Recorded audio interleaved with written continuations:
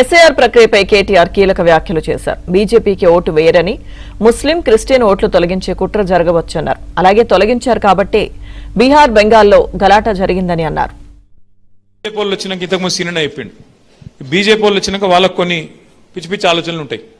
ముస్లింలు మాకు ఓట్లు వేయరు, క్రిస్టియన్లు మాకు ఓట్లు వేయరు, కాబట్టి వీళ్ళని కట్ చేయాలి, వాళ్ళకు ఒక ఆలోచన ఉంది. దాంతో ఏమైంది, బీహార్లో గడబడైంది, ఆడ మన వెస్ట్ బెంగాల్లో గడబడైంది. ఎందుకు గడబడైంది?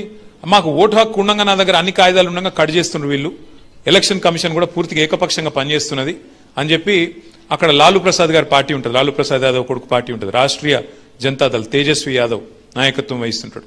అట్లాగే కాంగ్రెస్ రాహుల్ గాంధీ, ఆయన వెస్ట్ బెంగాల్లో మమతా బెనర్జీ, వీళ్ళందరూ గడబడి చేసిర్రు.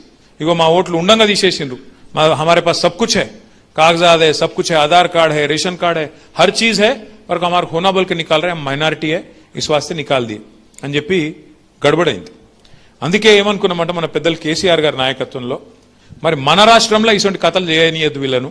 ఎందుకంటే ఇక్కడ బీజేపీ లేదు, మనలేదు, యాడుంది బీజేపీ? ఇక్కడ ఏదో ఆ పార్లమెంట్ వచ్చినప్పుడు ఏదో గాడుపు ఆగమాగం గాడుపు తప్ప, గాయగత్తర తప్ప కింద గ్రౌండ్ ఏం లేదు. ఉత్తదే ఆ సోషల్